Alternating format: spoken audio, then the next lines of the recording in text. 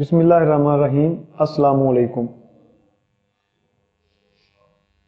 عزیز طلبہ طالبات، آج ہمارا ٹاپک ہے قرارداد مقاصد۔ قرارداد مقاصد وہ ٹاپک ہے جو پاکستان کے تینوں آئینوں میں بنیادی حیثیت رکھتا ہے۔ تو عزیز طلبہ طالبات، میرے اس چینل کو سبسکرائب بھی کریں اور گھنٹی کا بٹن اس کو ہلکا سا پش کر دیں تاکہ ہر نئی آنے والی تعلیمی، معلوماتی، دینی ویڈیو آپ تک پہنچ سکے۔ تو سب سے پہلے ہم پیش کریں گے نذرانہ عقیدت بارگاہ رسالت محمد مصطفیٰ صلی اللہ علیہ وسلم۔ بسم اللہ الرحمن الرحیم، اللہم صلی علی محمد وعلی آل محمد کما صلیت علی ابراہیم وعلی آل ابراہیم انکا حمید مجید، اللہم بارک علی محمد وعلی آل محمد کما بارکت علی ابراہیم وعلی آل ابراہیم انکا حمید مجید، اللہم صلی علی محمد وعلی آل محمد کما صلیت علی ابراہیم وعلی آل ابراہیم انکا حمید مجید، اللہم بارک علی محمد وعلی آل محمد کما بارکت علی ابراہیم وعلی آل ابراہیم انکا حمید مجید۔ تو عزیز طلبہ، اب ہم پڑھتے ہیں قرارداد مقاصد۔ قرارداد مقاصد اور قرارداد پاکستان، ان دونوں میں فرق ہے۔ بعض اوقات شارٹ کوسچن آتا ہے یا MCQs آتا ہے کہ قرارداد مقاصد منظور ہوئی، تو بچے جلد از جلد جو ہے وہ قرارداد پاکستان سمجھ کے 1940 پہ ٹک کر دیتے ہیں۔ ایسا نہیں کرنا۔ قرارداد مقاصد 12 مارچ 1949 میں منظور ہوئی تھی اور قرارداد پاکستان 23 مارچ 1940 میں منظور ہوئی تھی۔ قرارداد مقاصد ہمارا جو ٹاپک ہے، اس کو اس وقت کے وزیر اعظم نوابزادہ لیاقت علی خان نے 7 مارچ 1949 میں 7 مارچ 1949 میں ایک قرارداد اسمبلی میں پیش کی تھی۔ اہم اسمبلی میں ایک قرارداد پیش کی تھی کہ اس کے اوپر ہمیں کام کرنا چاہیے۔ تو اس قرارداد کے اندر نوابزادہ لیاقت علی خان نے اسلامی اصولوں کو اجاگر کیا۔ تو اس طرح اس کی تیاری میں مولانا شبیر احمد عثمانی نے اہم کردار ادا کیا۔ 12 مارچ 1949 کو اس کو باقاعدہ طور پہ منظور کر لیا گیا۔ یہ قرارداد پاکستان کی تاریخ میں اہم حصہ ثابت ہوئی اور اس کا نام قرارداد مقاصد رکھا گیا۔ اس کا سب سے پہلا پوائنٹ ہے، اس کے اندر آپ نے صرف پوائنٹ یاد کرنے ہیں اور جو پوائنٹ ہے وہی اس کے اندر لکھ دینا ہے، بس اتنا سا آپ کا کام ہے۔ اللہ تعالیٰ کی حاکمیت۔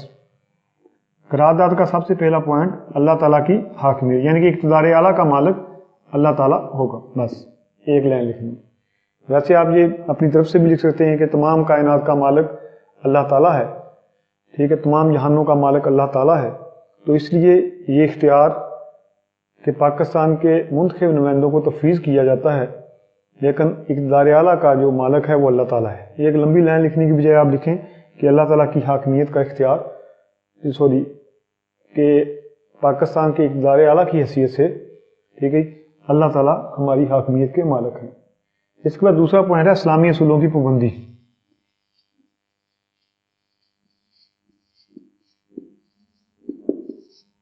دوسرا پوائنٹ اس میں یہ رکھا گیا کہ پاکستان میں اسلامی اقدار کو فروغ دیا جائے گا۔ اسلامی اقدار کون سی ہیں؟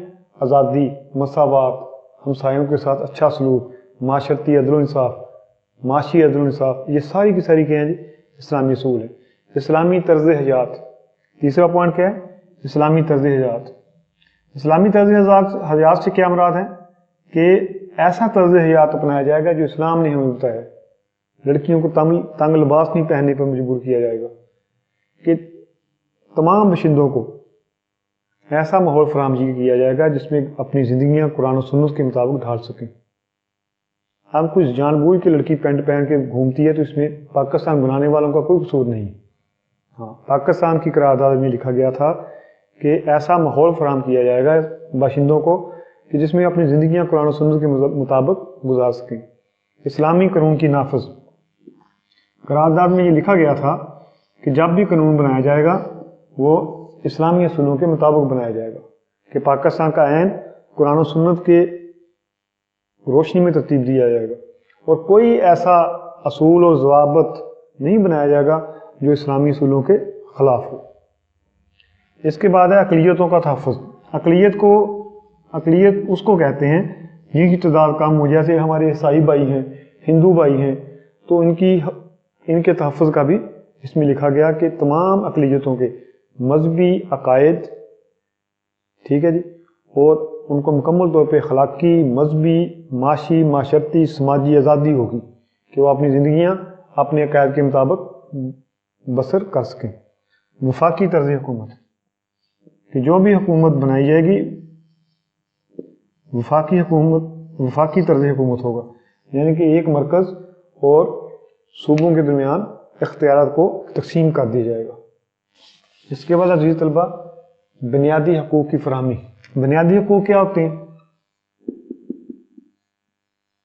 آئین میں بنیادی حقوق کی فراہمی کہ پاکستان کی تمام عوام کو مذاہب، عقیدہ، تحریر و تقریر، حق جائیداد، حق زندگی، حق معاش، اظہار رائے کی آزادی، مساوات، سیاسی، تعلیمی، معاشی، معاشرتی حقوق حاصل ہوں گے، یعنی کہ ہر قسم کے حقوق حاصل ہوں گے.